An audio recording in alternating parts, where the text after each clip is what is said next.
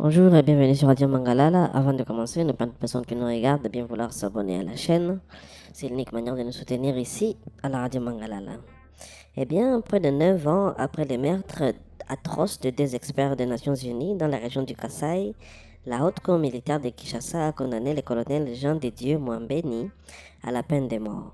Cette décision marque un tournant judiciaire dans l'une des affaires les plus sensibles de l'histoire récente de la République du Congo. La cour militaire a reconnu le colonel Mwambeni coupable des crimes de guerre et des meurtres pour avoir activement orchestré l'assassinat des experts suédo-chiliennes Zaida Catalan et américain Michael Sharp.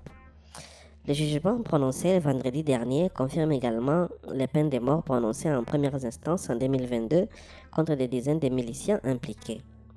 En 2022, lors des premiers procès devant la Cour militaire du Kasaï occidental, le colonel Mwambeni avait été condamné à 10 ans de prison pour non-assistance aux personnes en danger et désobéissance aux ordres. Le parquet militaire avait fait appel, estimant que sa responsabilité était bien lourde.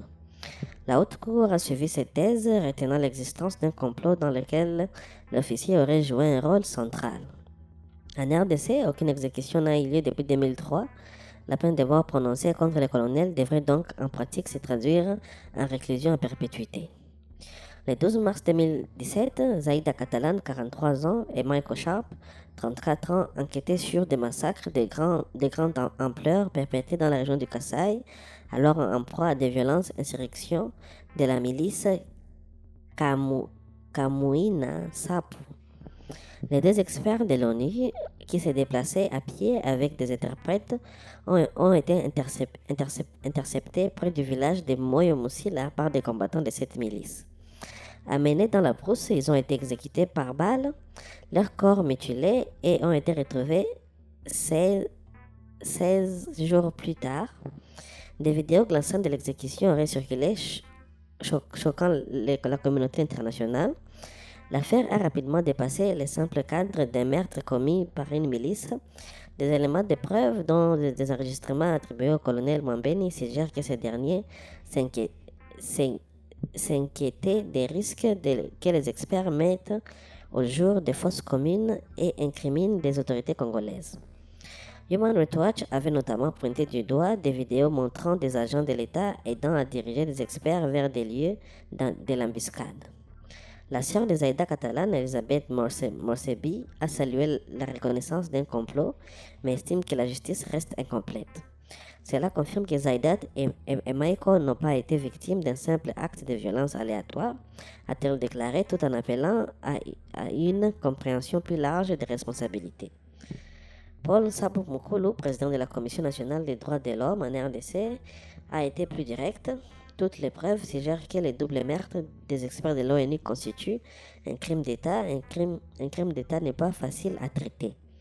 Le colonel Mwambeni n'aurait vraisemblablement pas agi seul. Les meurtres en 2017 s'inscrivent dans une crise plus large au Kasaï, où les affrontements entre forces de sécurité et miliciens Kamwina Sapu ont fait des milliers de morts et déplacé plus d'1 million de personnes.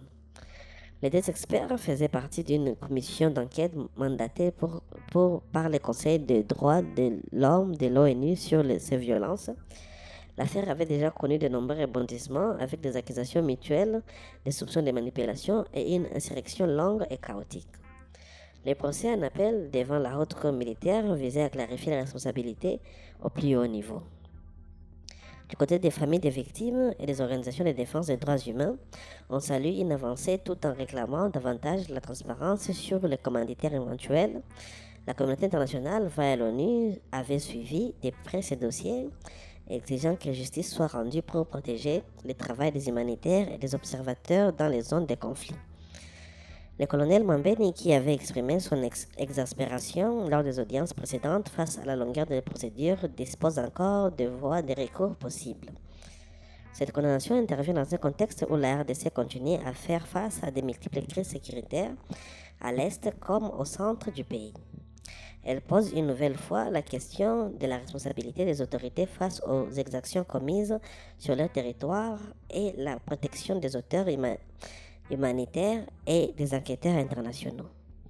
L'histoire de Zaida Catalan